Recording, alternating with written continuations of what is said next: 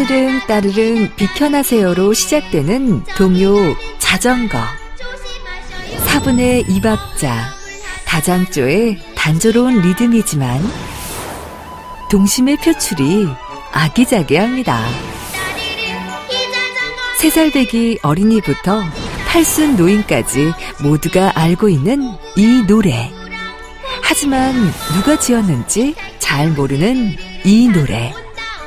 이 노래에 가사말을 쓴 사람은 누구일까요?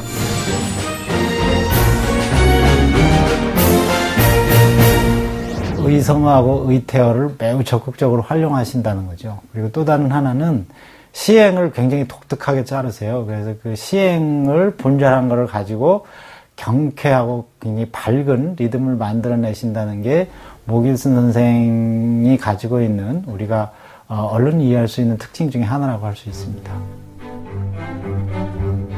1913년 고흥이 낳은 천재 동요 작가 목일신. 자전거를 작사할 때가 1926년 고흥 공립보통학교 5학년일 때였습니다. 아버지 목지숙이 성교본부로부터 받은 자전거를 아들 목일신에게 타라고 건네줬습니다.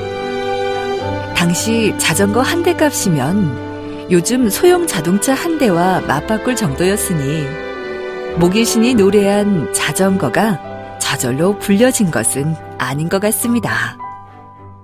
자전거는 아버지께서 초등학교 5학년 때 지은 동시라고 합니다. 그 당시에 목사이셨던 할아버지가 선교사들로부터 기증받은 자전거를 목회활동을 하시면서 타고 다니셨는데 목회활동을 하지 않으셨을 때는 아버지에게 양보해 주셨다고 합니다. 그때 아버지는 이 자전거를 타고 다니시면서 등하교를 했는데 그 당시에 굉장히 귀했던 자전거를 보기 위해서 동네 사람들이 몰려들면 찌르릉 찌르릉 따르릉 따르릉 그렇게 경적을 울리면서 자전거를 타셨고 그때 영감을 얻어서 자전거라는 동요가 탄생되었다고 합니다. 1919년 3월 목일신의 아버지 목지숙은 신학 공부를 위하여 평양으로 향하던 중 서울 종로 탁골공원에서 독립만세 사건을 만나게 됩니다. 아버지 목지숙은 선언서를 가슴에 품고 고향으로 다시 돌아와 독립만세 운동을 주도하게 되는데요. 목일신 아버지 목지숙은 항일운동가, 목사, 민족운동가의 삶을 살다가 고문 후유증으로 결국 세상을 등지고 말았지만 그의 삶과 정신은 아들 목일신의 삶과 문학에 절대적인 영향을 미치게 된 것이죠. 그것은 시대 정신이자 민족 정신이었습니다. 1929년 광주에서 시작돼 전국으로 퍼진 광주 학생운동. 목일신은 유인물을 배포하는 등 적극 참여했다는 이유로 전주 신흥학교에서 퇴학을 당하게 되고 100여 명의 학우들과 함께 형무소에 수감된 사실은 아버지 목지숙의 삶과 참 많이 닮아 있습니다. 억울함과 울분을 안고 고향 고흥으로 내려가서 매진했던 일은 동요를 쓰는 것이었습니다. 그에게 동요는 일제에 대한 항거이자 대한민국 어린이들에게는 희망의 메시지였던 것입니다. 한국 아동문학사의 핵심 인물 목일신. 탄생 100주년을 갓 넘겼습니다. 대한민국 아동문학사는 그를 어떻게 평가하고 있을까요? 1920년대 많은 어린이 잡지들이 쏟아지거든요.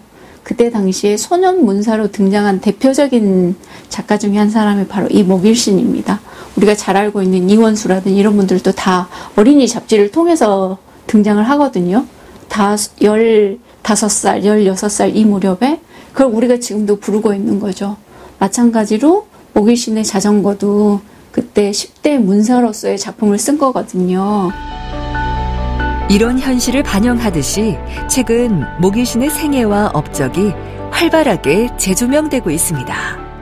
모길신 선생의 동시들은 모두 한국 작곡가들에 의해 만들어진 작품들로서 1933년도 일제 강점기를 말씀드리는 겁니다.